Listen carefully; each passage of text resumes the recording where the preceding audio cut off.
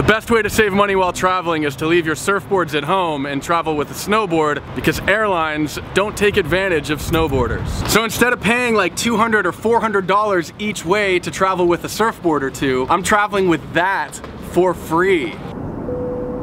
I just landed in Utah and I have a snowboard, but that's all that I have. I don't have bindings, I don't have boots, I don't have goggles, I don't have gloves, I don't have snowboard pants or a jacket, and I wish that I had more than a sweatshirt because it's cold here. Really cold. 16 degrees.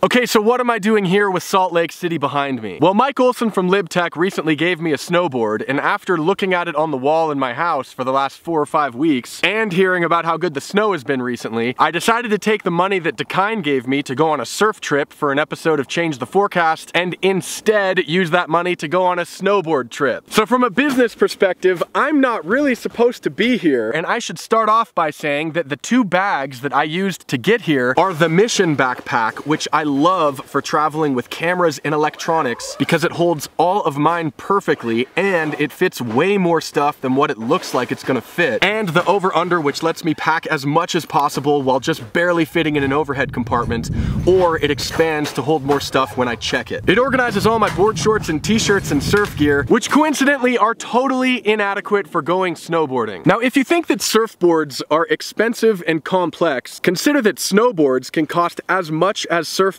and that's before you buy all the other snowboard gear that you need to actually ride the mountain and stay warm. So for someone like me who hasn't been snowboarding for years and doesn't understand snowboarding gear at all, the price tag is really intimidating and you just wish that stuff was cheaper. So I'm here trying to find stuff that's used.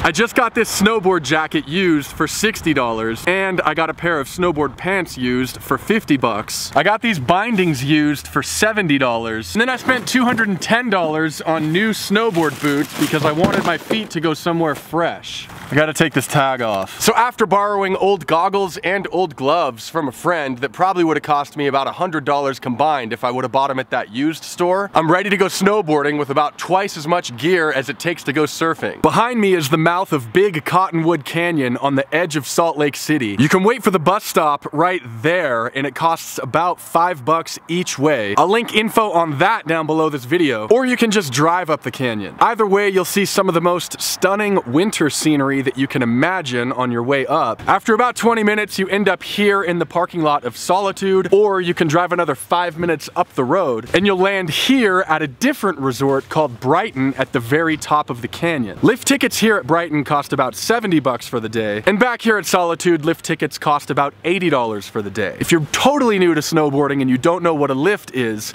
that is a lift, and it's what carries you up the mountain that way so that you can slide back down it. The amazing thing about both of these resorts is that you can wake up where you're staying in Salt Lake City, and from getting out of bed to getting here in the parking lot where I'm standing, it might only take like 45 minutes. Now here at Brighton yesterday, I learned a really important lesson that it is safer to use a GoPro selfie stick instead of a GoPro board mount. I spent a lot of the day filming from this angle before I switched it to this angle by sticking the camera on my snowboard, and it wasn't very long until this happened.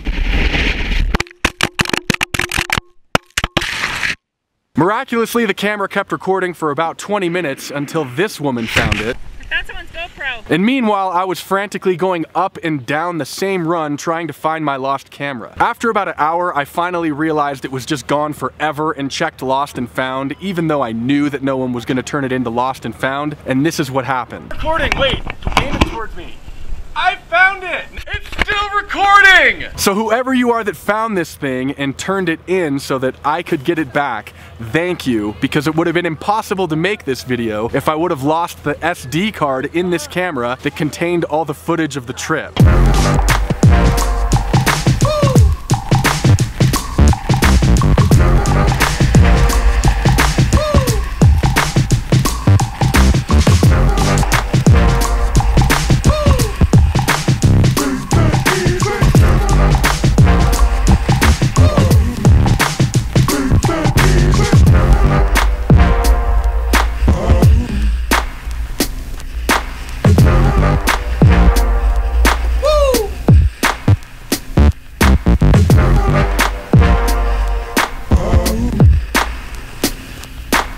I'm going to Red Iguana for dinner, which everyone says is the best Mexican food in Salt Lake City. This place is so popular, they built 2 of them within a 5-minute walk of each other, and they're both packed. This is mole and chicken.